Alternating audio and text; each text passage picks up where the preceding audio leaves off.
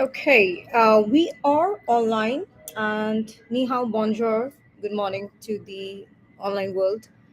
A lot has happened in the last couple of hours in terms of the coding part is concerned, and perhaps I'll walk you through the learnings and how it can be utilized to gather the right data sets to accomplish the major problem statements. And the major problem statement right now is the climate change.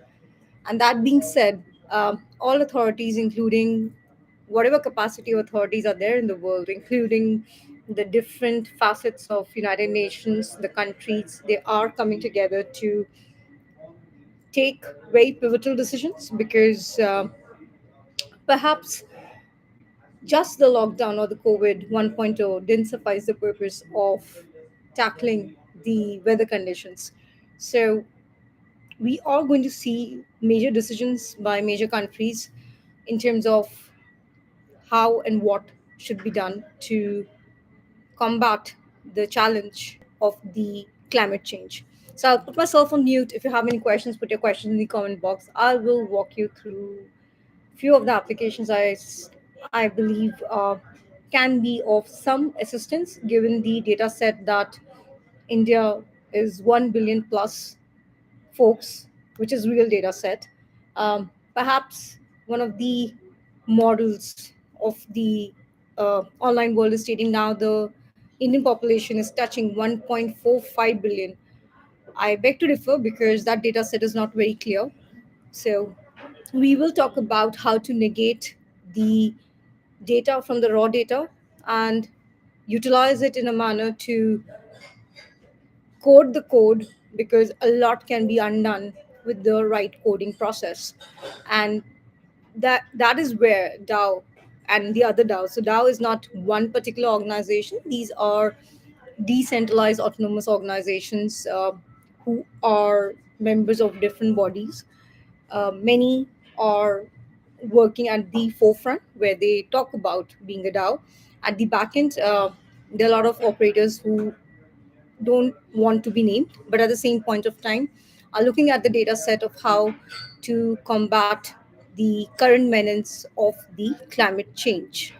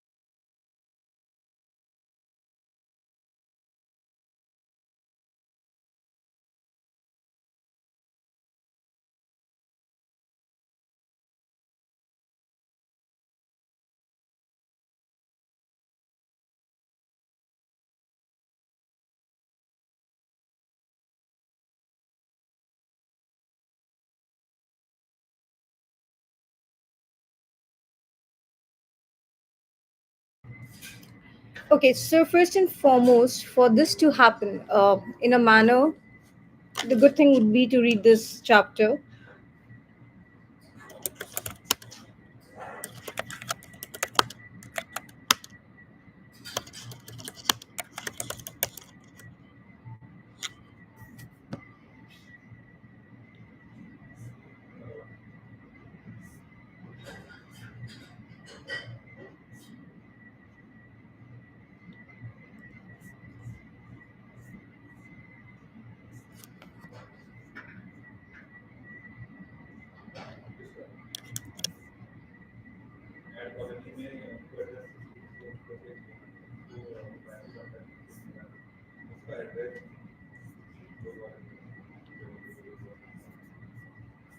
So I'm sharing the ResearchGate profile. You can look into the profile, go through the publication.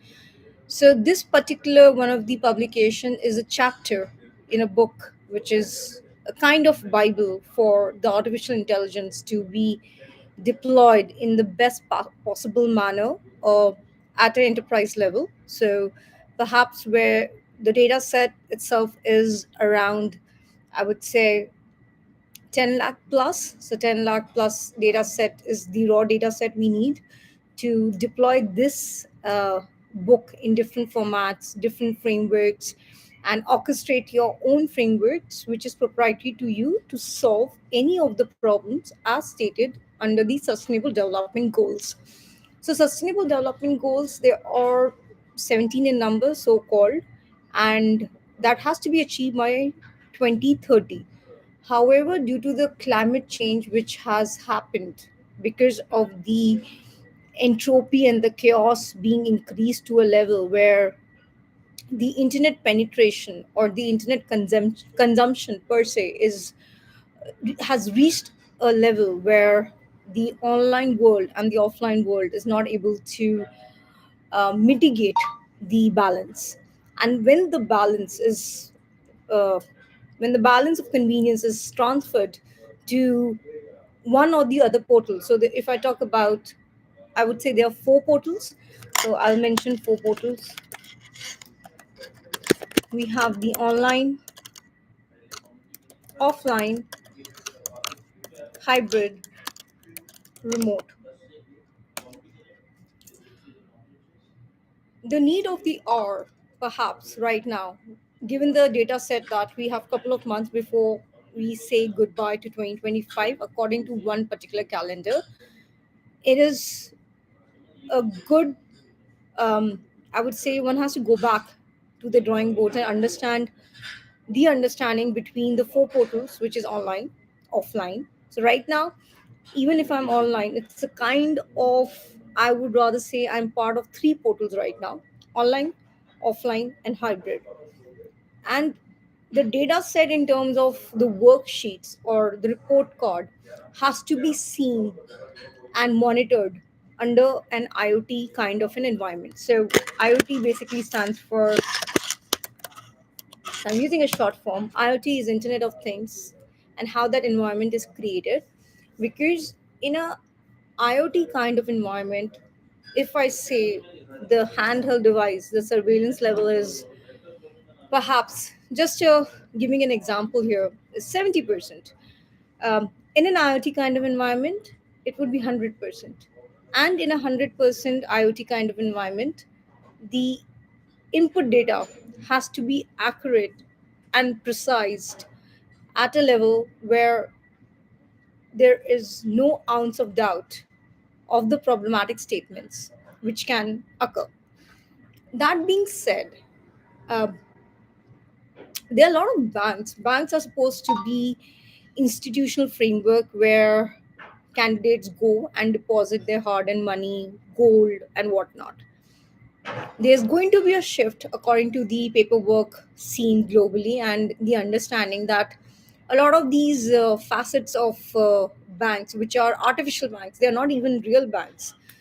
They are being run at a, not at a commercial level, but at a level which is basically places which is rented out, and particularly tier 1, tier 2, tier 3 are facing a lot of problems.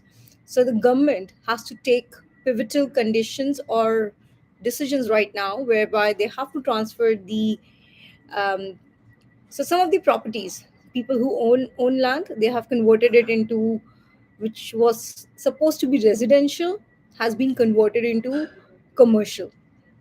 That has to shift to a proper commercial space because a lot of infra is already developed. And since the infra is developed, the shifting has to happen so that uh, the space which is for a residential place, it is used for residential. That is point number one. Point number two here would be perhaps the understanding of virtual banks, or which is something which is absolutely remote. So if I have to give one embodiment, remote is equal to virtual. And we can use this for developing smart contracts.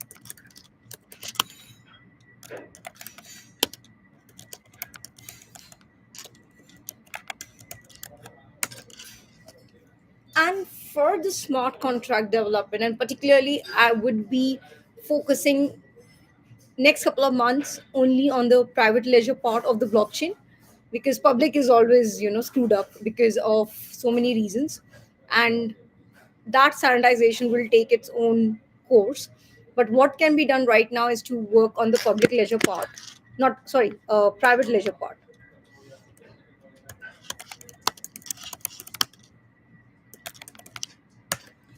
So the focus for next couple of months only on the private ledger, so that the identification of the right set of enterprises, right set of nodes, right set of stakeholders, right set of operators are identified, and then concerted decisions are taken, because that is what smart contract on a blockchain is all about. And this can be deployed for 6G, perhaps it can be also deployed for 5G, and if required we can also deploy it for 2G to 3G also. And the generative technologies which are already in the pipeline, and by 2030 I am seeing a lot of tech enabled enterprises, communes around the same would be part of it, and where the first and the foremost task right now is plastic pollution. The biggest menace of the mankind has been the invention of plastic, which has entered the food chain like anything.